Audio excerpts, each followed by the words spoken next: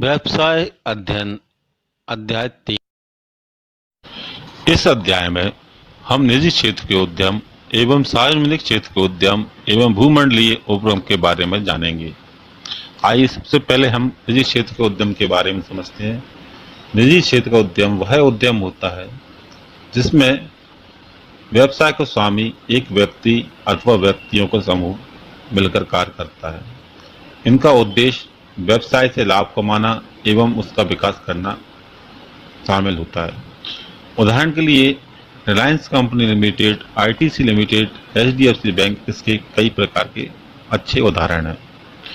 निजी क्षेत्र के उद्यम के पश्चात यदि अगला उद्यम के बारे में चर्चा करते हैं तो वह सार्वजनिक क्षेत्र का उद्यम को शामिल कर किया जा सकता है।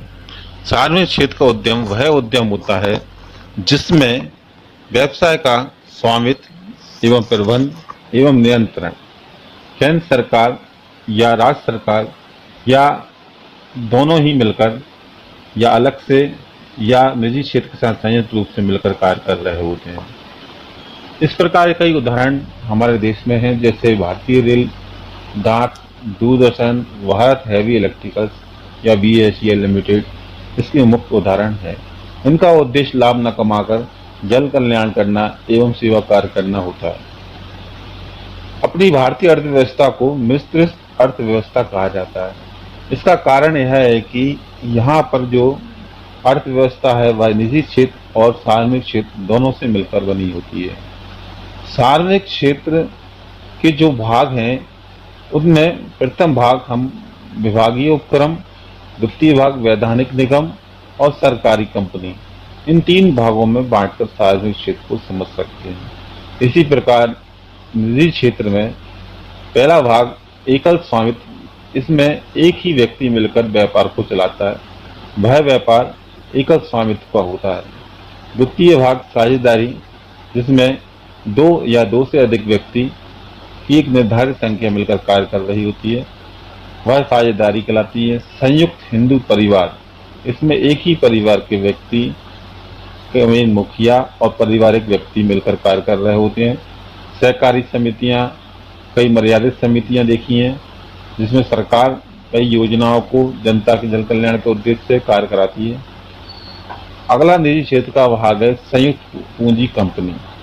इसमें एक विशाल पूंजी के रूप में कई लोग मिलकर कार्य कर रहे होते हैं और बड़ी मात्रा में लाभ का अर्जन कर रहे हैं, वह संयुक्त पूंजी कहलाएगी। बहुराष्ट्रीय निगम, और इस प्रकार हम निजी क्षेत्र को इन भागों में पढ़ सकते हैं। सार्वजनिक क्षेत्र के उपक्रम के प्रारूप है का विस्तार से अगर वर्णन करा जाए तो सर्वप्रथम प्रारूप हम विभागीय उपक्रम का लेंगे। विभाग क्या चीज होती है? विभाग मंत्रालय द्वारा स्थापित किया जाता है जिसमें देश के अंदर विभिन्न सेवाओं को प्रशासन रखता है। इसका वित्त का प्रबंधन, प्रशासन तथा नियंत्रण केंद्र सरकार और राज्य सरकार दोनों को संयुक्त रूप से किया जाता है। इसमें सारी व्यवस्थाएं, दिशा निर्देश विभाग मंत्रालय के द्वारा होता है। इसका उदाहरण जैसे अपन ने ऊपर देखा हुआ था, वह जैसे भारतीय रेलवे, डाक, तार, दूरदर्शन, प्रसार आदि उदाहरण इसमें शामिल थे।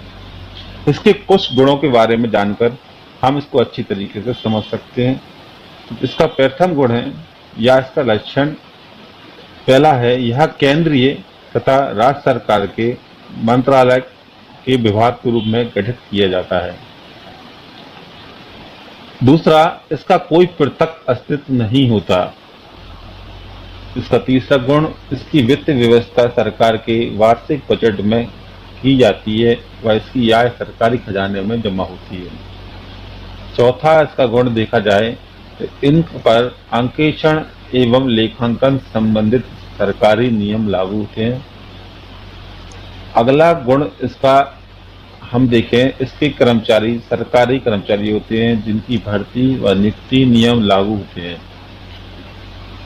यह अपने कार्य के लिए संबंधित मंत्रालय को जवाबदेह होता है। इसके से गुण के बारे में प्रथम गुण को देखते हैं, उसमें इसका नियंत्रण, यानी कि इसमें जो भी मैनेजमेंट या वर्क या किसी प्रकार का कार्य दिया जाता है वह राज्य सरकार या केंद्र सरकार द्वारा दिया जाता है।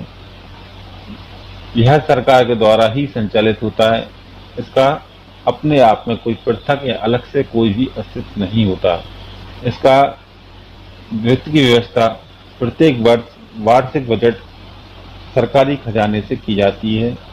इसमें जो भी आय आती है वह सरकारी खजाने में ही मिला दी जाती है। इस प्रकार विभागीय उपक्रम के गुण और लाभ के बारे में चर्चा करते हैं।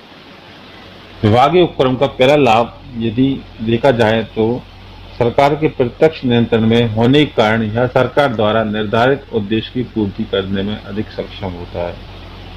चूंकि विभाग जितने भी हैं वे सरकार के नियंत्रण में या सरकार के नीति नियमों से संचालित होते हैं, इसलिए सरकार को उद्देश्य को पूर्ति करने के लिए ये अधिक सक्षम बनाते हैं।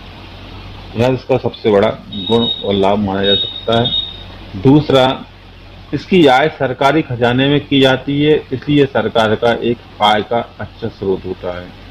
विभाग के द्वारा सरकार का आय में अधिकतर भाग प्राप्त होता है, क्योंकि इसमें विभागों से जैसे रेलवे विभाग है, बिजली विभाग है या केंद्र सरकार राज्य सरकार के जो भी विभाग हैं, इनकी प्रत्येक आय को सरकारी खजाने में मिला दिया जाता है, जिससे राष्ट्रीय कोष में आय में स्रोत में वृद्धि होती है। तीसरा गुण देखा जाए तो इसमें है ये अपने सभी कार्यों के लिए संसद के प्रति उत्तरदायी होते हैं, जिससे कोषों का सही उपयोग सुनिश्चित हो पाता है।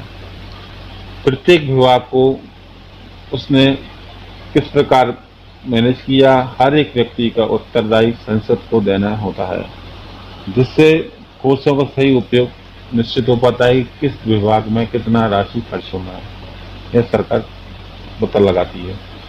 बजट लेखा तथा अंकेक्षण नियंत्रणों के कारण सार्वजनिक धन के दुरुपयोग का जोखिम कम होता है। अंकेक्षण का अर्थ यहाँ पर खातों का मिलान या जांच करना होता है। सरकार द्वारा जो बजट बनाया जाता है, लेखा बनाया जाता है, प्रत्येक बजट के अनुसार उस पर आय को खर्च करा जाता है, जिससे अनावश्यक या किसी प्रकार का दुरुपयोग होने से जो जोखिम होना चाहिए वह कम से कम होता है। इसका पांचवा गुण है, यह उपक्रम के महत्वपूर्ण है, जिनमें अत्यधिक सशक्त नियंत्रण गोपनीयता की आवश्यकता होती है, जैसे रक्षा उत्पादन। जैसे कि हम जान रहे हैं व्यावसायिक उपक्रम के कुछ गुण लाभ व लक्षण अपन जान चुके हैं, साथ ही साथ इनकी सीमाओं के बारे में भी हम चर्चा करते हैं। तो विभागीय उपक्रम की सीमाओं में विभागीय उपक्रम में लचीलेपन की कमी होती है। लचीलेपन का अर्थ है व्यावसायिक नीति में शीघ्रता से परिवर्तन करने में विभाग असक्षम होता है, क्योंकि यह संसद के नियम या किसी नीति प्रणाली को पूर्व निर्धारित नीति प्रणाली का पालन करता है। पूर्व में जो नीति नियम सरकार द्वारा बना दी जाती है उन्हीं के अनुसार विभाग को निर्णय लेना पड़ते हैं, जिससे इसमें लचीलेपन का अभाव होता है। वित्तीय सीमा के बारे में चर्चा करते हैं तो इसमें राजनीतिक हस्तक्षेप अधिक होता है। केंद्र सरकार व राज्य सरकार दोनों ही सरकारें समय समय पर एक राजनीतिक हस्तक्षेप के रूप में इसको इंटरफेयर यानी कि रोक टोक समय समय पर करती रहती हैं, जिससे इनके विकास में अवरोध पैदा होता है। तीसरी सीमा है, दिन प्रतिदिन काम में अत्यधिक लालफीताशाही का बोलबाला होता है तथा उचित प्रक्रिया को पूरे होने पर ही कार्यवाही की जा सकती है। अवसरवादी यानी कि एक टेबल से फाइल दूसरे टेबल तक पहुंचाने में एक निश्चित क्रम को पूरा करना व समय पर इसकी पूर्ति करना हो पाना संभव नहीं होता। यह प्रक्रियागत कार्रवाई होती है, जिससे इसमें काफ़ी लंबा समय लगता है और लाभान्वित समय का हम उपयोग नहीं कर पाते। प्रतियोगिता के अभाव और एकाधिकारक होने के कारण यह प्रायः ग्राहकों की आवश्यकता को उदासीन होते हैं, क्योंकि निजी क्षेत्र के जो उद्यम है वह अत्यधिक लाभ कमाने के उद्देश्य से अत्यधिक प्रतियोगिता करते हैं, जिससे नई तकनीक व अच्छी टेक्नोलॉजी चीज़ें व्यवसाय में आती हैं और अपना वर्चस्व बना कर रखती हैं। क्योंकि विभाग में लाभ का कोई उद्देश्य नहीं होता, इसलिए इसमें प्रतियोगिता का अभाव पाया जाता है और ग्राहकों के प्रति ये उदासीन हो जाते हैं, जिससे इनका विकास शीघ्रता से अच्छी मात्रा में नहीं हो पाता। इनका प्रबंध सरकार अधिकारियों को द्वारा किया जाता है, जो कि प्रबंध के क्षेत्र में निपुण व अनुभवी होते हैं। विभाग की उपयोगिता के बारे में यदि चर्चा करें तो विभागीय उपक्रम निम्न स्थितियों में उपयुक्त है। जहाँ पूर्ण सरकारी नियंत्रण आवश्यक है, ऐसी जगह विभाग का होना अति आवश्यक होता है। जहाँ गोपनीयता अधिक हो वहाँ पर ही सरकार उपयुक्त होता है। आइए आशा करते हैं विभागीय उपक्रम के बारे में आपको जानकारी प्राप्त हो चुकी होगी। अगला, यदि सार्वजनिक क्षेत्र का उपक्रम देखा जाए तो वह वैधानिक निगम होता है। इसकी स्थापना संसद या राज्य विधानमंडल द्वारा पारित एक विशेष अधिनियम के अंतर्गत की जाती है। अधिनियम में इसके उद्देश्य और कार्यों को स्पष्ट रूप से परिभाषित किया जाता है। वैधानिक निगम का उदाहरण देखा जाए तो जीवन बीमा निगम LIC जिसे बोला जाता है, भारतीय unit trust UI, बेसगेल SI, SCI, FCI आदि इसके अच्छे उदाहरण माने जा सकते हैं। इनके गुणों या लक्षण के बारे में चर्चा करते हैं तो वैधानिक निगम का पहला गुण यह है कि इसका निर्माण विशेष अधिनियम के अंतर्गत, जिसमें उपक्रम के उद्देश्य और कार्यों अधिकारों का वर्णन होता है। इसका दूसरा गुण इसका पृथक वैधानिक अस्तित्व होता है। विभाग के बारे में जैसे अपन ने चर्चा करी थी तो इसका वैधानिक अधिक अस्तित्व होता है। इसका भी अपना एक अलग विधान, नीति, नियम अपना स्वयं का होता है। इसी को पृथक अस्तित्व कहा जाता है। अगला लक्षण देखा जाए तो वह है निगम का प्रबंध सरकार द्वारा नियुक्त मंडल के हाथ में होता है। दिन प्रतिदिन के कार्यों में सरकार का कोई हस्तक्षेप नहीं होता है। सरकार किसी प्रकार के कार्य के लिए हस्तक्षेप नहीं कर पाती, क्योंकि इसमें विभाग की तरह मंत्रालय से कोई राशि या राष्ट्रीय कोष से कोई राशि प्राप्त नहीं होती। यह अपने कार्य को आय को स्वयं कमाती है तथा उसका स्वयं ही अपने खर्चों को वहन करती है, जिससे सरकार का हस्तक्षेप इसमें नहीं बना होता। अगला गुण इसका देखा जाए तो इसमें कर्मचारियों की भर्ती व चुनाव अधिनियम के दिए गए प्रावधानों के अनुसार होता है। इसकी प्रारंभिक पूंजी सरकार के द्वारा प्रदान की जाती है। इसके अलावा यह वित्त की व्यवस्था स्वयं पूरा करता है। यह सरकार से ऋण लेकर अथवा अपनी वस्तुओं और सेवाओं को जनता में देकर धन बेचकर धन कमाते हैं।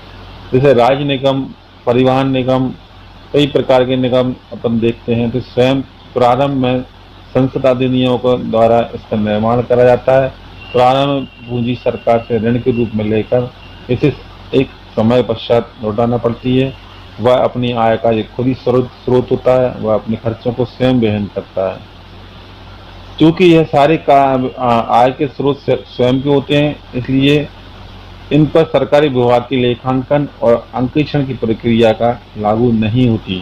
जिस प्रकार अपन ने ऊपर विभाग के बारे में चर्चा करी थी कि इसमें प्रत्येक हिसाब को सरकार को अंकेक्षण, लेखांकन आदि कार्य करना अनिवार्य होता है, लेकिन चूंकि निगम सेल्फ अपनी कमाई के लिए करता है, इसलिए सरकार को यहाँ अंकेक्षण का कार्य नहीं करके देना पड़ता है। इनके लाभों के बारे में चर्चा करें, चूंकि लाभ कई होते हैं, लेकिन परीक्षा की दृष्टि को ध्यान में रखते हुए हम केवल यहाँ पर 4 या 5 लाभों के बारे में चर्चा करेंगे। पहला लाभ है आंतरिक स्वतंत्रता। इन्हें दिन प्रतिदिन के कार्यों में आंतरिक स्वतंत्रता होती है तथा ये राजनीतिक हैसियत से भी स्वतंत्र होते हैं। विभागीय उपक्रम जैसे अपन जानते थे, वह सरकार समय समय पर उसकी जांच पड़ताल करती, क्योंकि पूर्ण नियंत्रण मंत्रालय का होता है।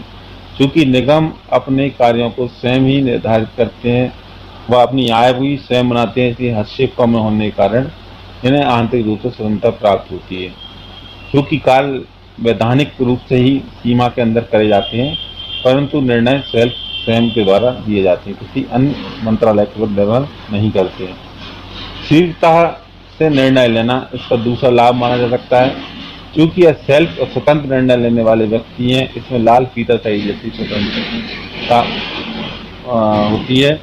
इसमें किसी भी क्रम में किसी कार्य को करने में ज़्यादा लंबा समय नहीं लगता है। विभाग में किसी कार्य के लिए एक दफ्तर से दूसरे दफ्तर से एक से कई फाइलों को पूरा करने पर लाल फीता सही को पूरा कर सकते हैं। इससे लंबा समय निर्णय लेने में लगता था या कई प्रक्रियाओं से गुजरना होता था, लेकिन विभाग निगम अपने निर्णय को सेल्फ लेता है। इसमें प्रक्रिया कम होती है, इसलिए निर्णय सीधे तरीके से लिया जा सकता है।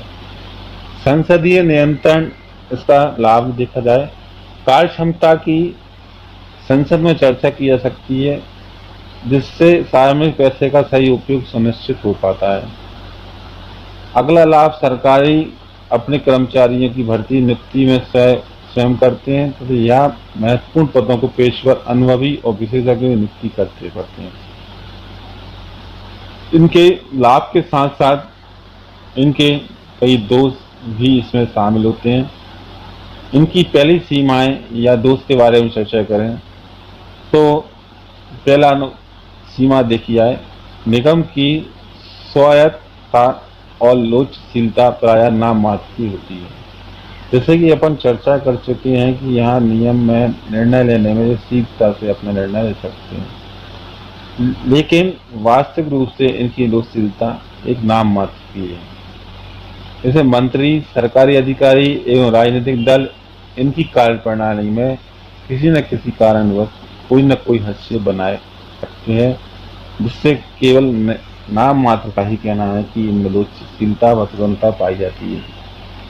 दूसरी सीमा यदि चर्चा करी जाए, सार्वजनिक निगमों को किसी भी प्रकार की प्रतियोगिता का सामना नहीं करना पड़ता। उनका उद्देश्य लाभ कमाना नहीं होता है, इसलिए इनकी कार्यकुशलता को बढ़ाने का प्रयत्न भी नहीं करते। जिनमें अगला सीमा इसकी बात करी जाए, इनमें यहाँ कहीं भी जनता से लेन देन की जा सकता होती है, वहीं अनियंत्रित भ्रष्टाचार व्याप्त होता है।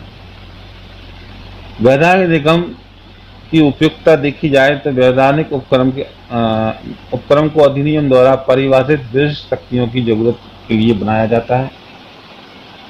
दूसरी उपयुक्तता की देखा जाए तो अधिक मात्रा की पूंजी की जरूरत होती है, क्योंकि इसे अपने आय को सेल्फ ही उठाना पड़ती है। सार्वजनिक क्षेत्र के अगले भाग सरकारी कंपनी के बारे में यदि चर्चा करी जाती है तो इसको समझने के लिए हम निम्न शब्दों के द्वारा अच्छे से समझ सकते हैं। सरकारी कंपनी का तात्पर्य उस कंपनी से जिसमें कम से कम 51% चुकता अंश पूंजी केंद्र सरकार के पास या फिर राज्य सरकार के पास या संयुक्त रूप से दोनों के पास होती है। इसका पंजीकरण भी कंपनी अधिनियम 1956 के प्रावधानों के अनुसार किया जाता है। इसके उदाहरण के लिए हिंदुस्तान मशीन टूल्स, भारतीय राज्य व्यापारिक निगम को ले सकते हैं। आइए सरकारी कंपनी के लक्षणों के बारे में चर्चा करते हैं। पहला लक्षण जो देखा जाए सरकारी कंपनी का, वह है कि इसका समामेलन कंपनी अधिनियम 1956 के अंतर्गत किया जाता है। दूसरा लक्षण यदि देखा जाए तो इसमें इसका दूसरा गुण है, इसका पृथक वैधानिक अस्तित्व होता है। तीसरे गुण के बारे में चर्चा की जाए तो इसमें सरकार का चुकता अंश पूंजी का 51% भाग सरकार के हाथों में होता है। अगला गुण, इसका प्रबंध तो इसमें सरकार का चुकता अंश पूंजी का 51% भाग सरकार के हाथों में होता है। अगला गुण, इसका प्रबंध सरकार तथा राज्य तथा अन्य अधिकारियों के द्वारा चुने गए संचालक मंडल के द्वारा किया जाता है। इसके कर्मचारियों की भर्ती व नियुक्ति कंपनी के सीमा नियम व अंतर नियमों के अनुसार होती है। अगला गुण देखा जाए, सरकार कंपनी को कोष, सरकार एवं अन्य निजी अंशधारकों से प्राप्त होते हैं। यह पूंजी बाजार से भी कोष प्राप्त कर सकती है। सरकारी उपक्रम के गुण और लाभ के बारे में आगे चर्चा करेंगे। तो सरकारी कंपनी का पहला गुण है, सरकारी कंपनी की स्थापना आसानी से कंपनी अधिनियम की औपचारिकताओं को पूरा करके की जा सकती है। इसके लिए विशेष अधिनियम पारित करने की आवश्यकता नहीं होती। दूसरा लाभ है, प्रबंधन संबंधी निर्णय लेने एवं दिन प्रतिदिन के क्रियाकलापों में इनको पूर्ण स्वतंत्रता मिली होती है। ये पेशेवर प्रबंधकों को उच्च वेतन पर नियुक्त कर सकते हैं। सीमाओं में यदि कंपनी की चर्चा करी जाती है तो वह है कि सरकारी कंपनी में सरकारी अधिकारियों, मंत्रियों और राजनेताओं का बहुत अधिक हस्तक्षेप बना होता है। दूसरी सीमा के बारे में चर्चा करें, संसद के प्रति प्रत्यक्ष रूप से जवाबदेह नहीं होने के कारण ये कंपनी अपनी संवैधानिक उत्तरदायित्व से बचती हैं, जबकि सरकारी वित्त वाली कंपनी होने के कारण इन्हें ऐसा नहीं करना चाहिए। इनके निर्देशक मंडल में मुख्यतः राजनीतिक एवं सरकारी अधिकारी होते हैं, जिनका मुख्य ध्येय कंपनी की कार्यकुशलता न होकर अपने राजनीतिक स्वामित्व को खुश करना होता है। कंपनी की उपयुक्तता देखी जाए तो यह सरकारी निजी क्षेत्र के साथ मिलकर काम करना चाहती है। दूसरी उपयुक्तता के बारे में देखी जाए तो यहाँ परियोजना को सरकारी योजना और कोषों की आवश्यकता होती है, वहीं पर कार्य करती है। सार्वजनिक क्षेत्र की बदलती हुई भूमिका के बारे में चर्चा कर लेते हैं कि वर्तमान समय में सार्वजनिक क्षेत्र की भूमिका किस तरीके से परिवर्तित हो रही है। भारत में सार्वजनिक क्षेत्र के उपक्रम की स्थापना दो उद्देश्यों की प्राप्ति के लिए की गई थी। पहला उद्देश्य देश की आर्थिक विकास की दर को बढ़ाने के लिए, यानी कि देश का आर्थिक विकास अधिक से अधिक मात्रा में हो सके, इसका पहला उद्देश्य था। दूसरा, समाज के विभिन्न वर्गों के बीच आय तथा संपत्ति का समान वितरण करने के उद्देश्य से कंपनी की स्थापना की गई थी। समाज में सार्वजनिक क्षेत्र की भूमिका महज समय के साथ बदलती रही है। देश के विकास में सार्वजनिक क्षेत्र की भूमिका वर्णन निम्न बिंदुओं के आधार पर अपन कर सकते हैं। पहला मूलभूत बिंदु है मूलभूत ढांचे का विकास। आज़ादी के समय देश के मूलभूत उद्योग जैसे इंजीनियरिंग, परिवहन, तेल, रिफाइनरी, संचार, बिजली निर्माण, लोहा, स्टील तथा हैवी इंजीनियरिंग आदि की बहुत कमी थी। भारी पूंजी निवेश एवं फल प्राप्ति की लंबी अवधि होने के कारण निजी क्षेत्र इनमें आने की तैयार नहीं थे, अतः आधारभूत ढांचे के विकास की जिम्मेदारी सार्वजनिक क्षेत्र को सौंपी गई और इसमें सफलता भी प्राप्त हुई। दूसरा अगर बिंदु लिया जाए तो वह क्षेत्रीय संतुलन का है।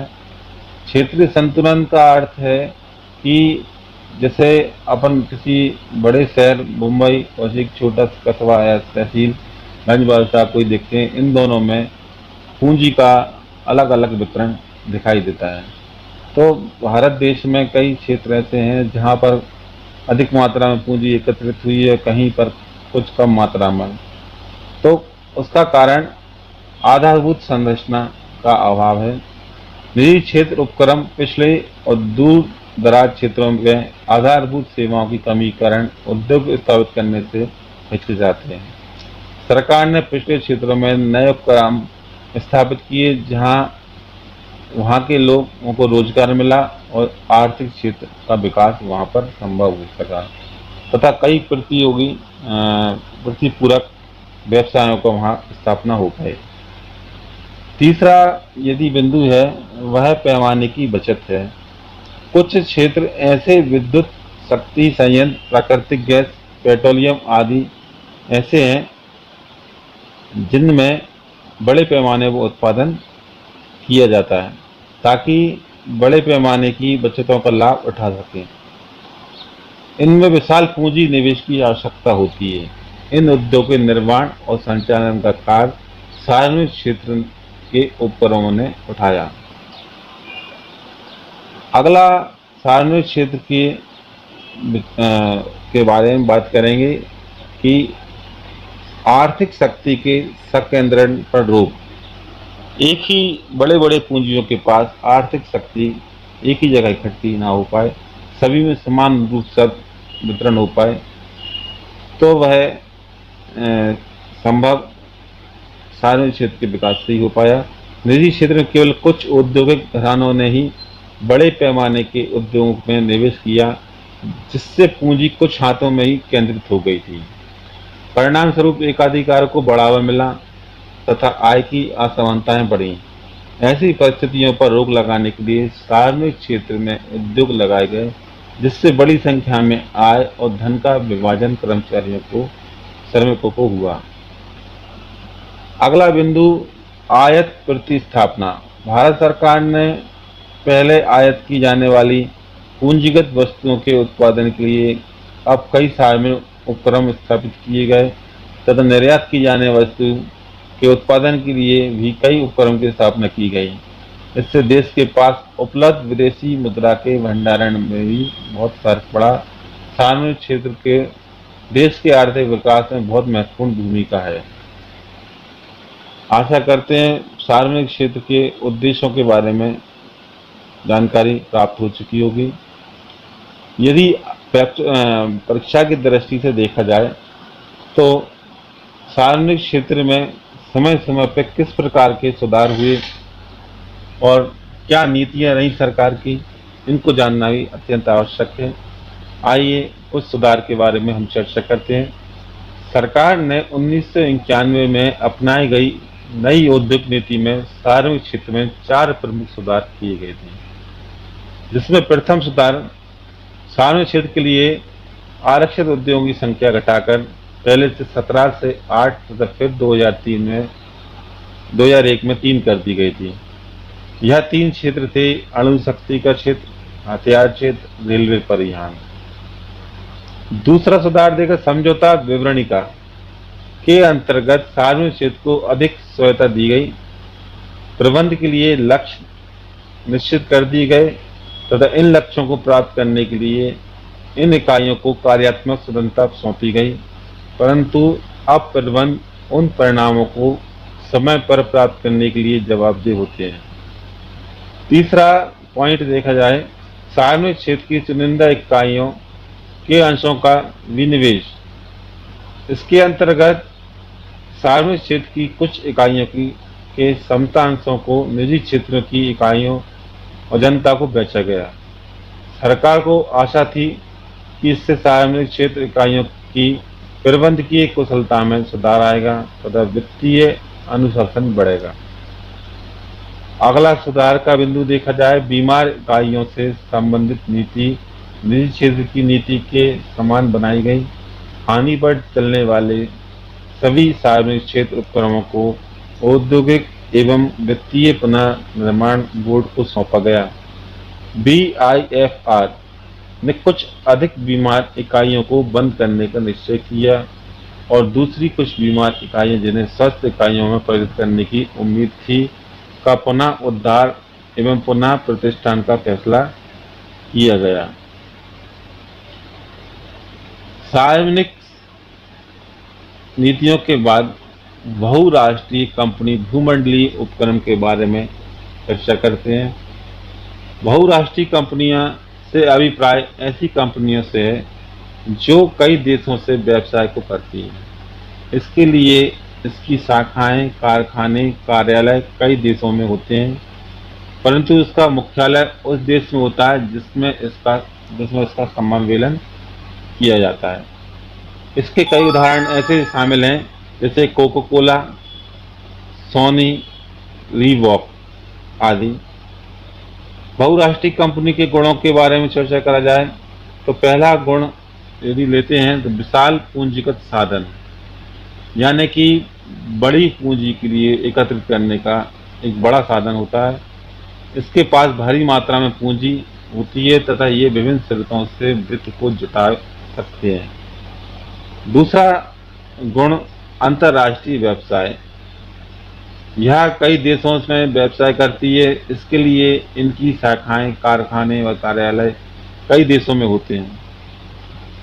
तीसरा बिंदु, केंद्रीय नियंत्रण। इनकी विभिन्न देशों में फैली हुई शाखाओं का नियंत्रण और प्रबंध मौलिक देश में स्थित मुख्यालय द्वारा किया जाता है। मुख्यालय द्वारा बनाई गई नीति कंपनी के व्यापक नीतिगत ढांचे तक सीमित होती है और वे शाखाओं और सहायक इकाइयों के प्रति दिन प्रतिदिन के कार्यों में हस्तक्षेप नहीं करती। पांचवा गुण है आधुनिक तकनीक।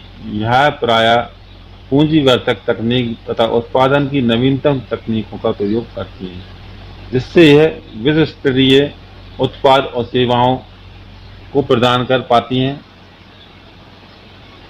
इसका छठवां पॉइंट अगर गुण में शामिल करा जाए तो वह है उत्पाद नव परिवर्तन, यानी कि नए सुविधाओं से युक्त उत्पाद का उत्पादन। इसके पास अत्याधुनिक सुविधाएं एवं उपकरण से युक्त शोध एवं विकास विभाग होते हैं, जो नए उत्पाद के विकास और विद्यमान उत्पादों के डिजाइन में सुधार कर सकते हैं। सातवां बिंदु है विपणन रणनीतियाँ। विपणन यानी कि व्यापारिक या वाणिज्यिक जो नीतियाँ हैं वह अच्छे विकास विकसित होती हैं। ये आक्रामक विपणन रणनीतियों का प्रयोग करती हैं। इनके ब्रांड सुप्रसिद्ध होते हैं तथा ये विज्ञापन और विक्रय संवर्धन पर अत्यधिक व्यय करती है।